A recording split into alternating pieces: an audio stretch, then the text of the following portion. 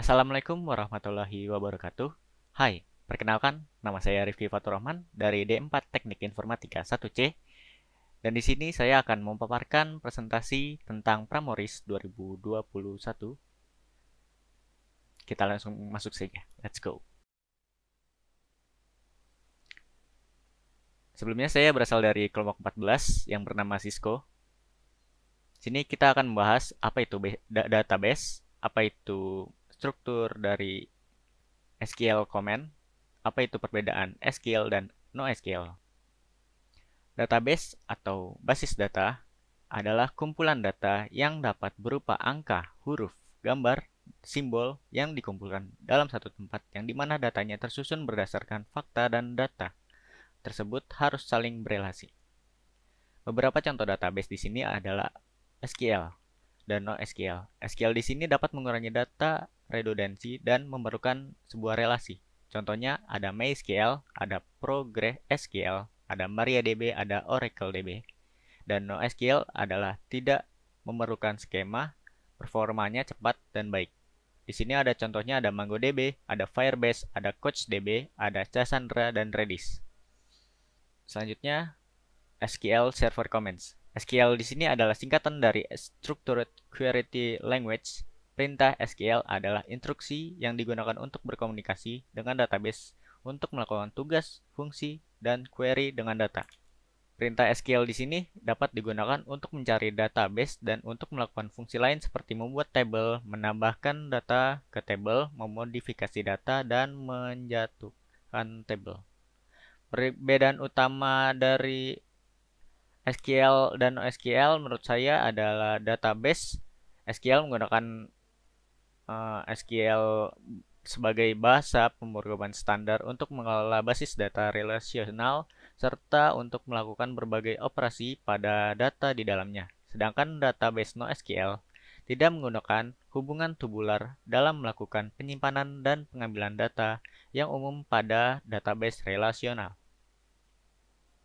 Di sini selanjutnya strukturnya yang pertama ada DDL, Data Definition Language. DDL di sini adalah perintah atau query dalam SQL yang berfungsi untuk membuat dan membangun database dan membuat database itu sendiri. Jadi, perintah ini berguna untuk membuat kerangka dari data yang akan dibuat. Contoh perintah DDL di SQL meliputi create, alter, drop. Apa itu create? Create di sini pembuatan database, table, user, dan berbagai perintah SQL lainnya guna membuat kerangka database. Alter di sini untuk mengubah struktur tabel yang telah dibuat. Drop di sini untuk menghapus database dan table yang telah dibuat. Di sini salah satu perintah dari create table melakukan apa yang terdengar seperti itu membuat table di database. Anda dapat menentukan nama table dan kolom yang harus ada di table.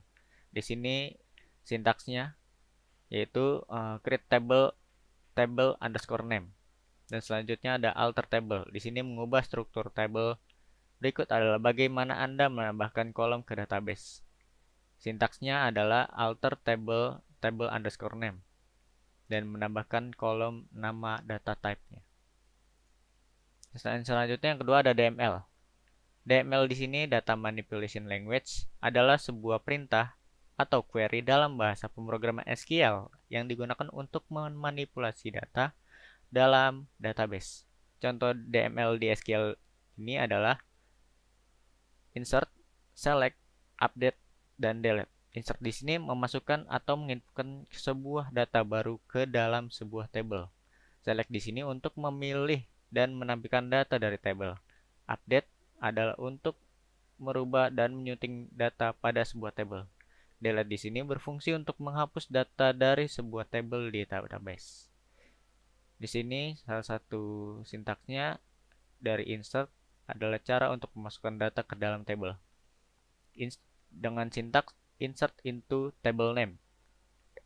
Buka kurung, kolom 1, kolom 2, kolom 3, dan tutup kurung. Dan value-nya apa? Dan kedua ada update. Untuk memperbarui catatan dalam tabel Anda menggunakan pernyataan update. Guna kondisi where untuk menentukan catatan nama mana yang ingin Anda perbarui.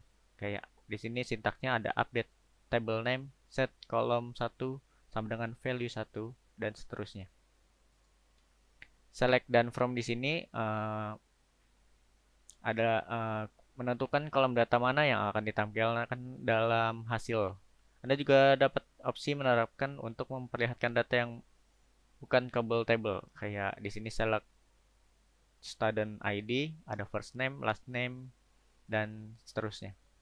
Delete di sini digunakan untuk menghapus record pada table.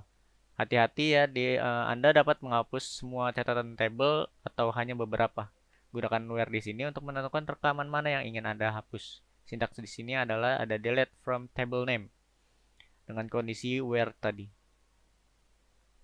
Dan selanjutnya ada DCL. DCL di sini adalah sebuah perintah dalam SQL yang berguna untuk mengontrolan dan memanipulasi dari hak akses database itu sendiri. Contoh DCL di SQL ada dua, yaitu grant dan revoke. Grant di sini memberikan hak akses oleh admin ke salah satu user atau pengguna, dan revoke di sini dan revoke itu sebagai kebalikan dari grant, yaitu berwenang untuk mencabut hak akses dari suatu user. Yang selanjutnya ada join in SQL. Join adalah cara menghubungkan data yang diambil dari table-table melalui sebuah kolom yang menghubungkan PK dan FK. Ada beberapa join yang terdapat dalam database, antara lain inner join, right join, left join, dan full join. Inner join di sini adalah menampilkan sebuah data yang mempunyai nilai sama. Right join, right outer join akan mengambilkan seluruh tabel di sebelah kanan hanya baris dari tabel di sebelah kanan yang memenuhi kondisi join. Dan di sini left outer join akan mengambilkan seluruh baris dari tabel sebelah kiri hanya baris dari tabel di sebelah kanan yang memenuhi kondisi join. Jadi di sini ada terakhir ada full join akan mengambilkan seluruh baris dari kedua tabel yang dikenakan termasuk data-data yang bernilai 0. Di sini kelihatan gambarnya ya, ada inner join dia di tengah-tengah dan right join bagian tengah dan kanan, left bagian tengah dan kiri, dan full gitu juga full dengan seluruhnya. Di sini kita mendapatkan pengertian dari storage procedure. Storage procedure adalah kumpulan penyataan atau prosedur SQL yang disimpan dalam database. Stored procedure dapat menerima parameter dan Anda dapat mengatur variabel, menulis pernyataan if, dan lainnya dalam stored procedure. Function, fungsi atau function dalam bahasa pemrograman yaitu kode program yang dirancang untuk menyelesaikan sebuah tugas tertentu dan merupakan bagian dari program utama.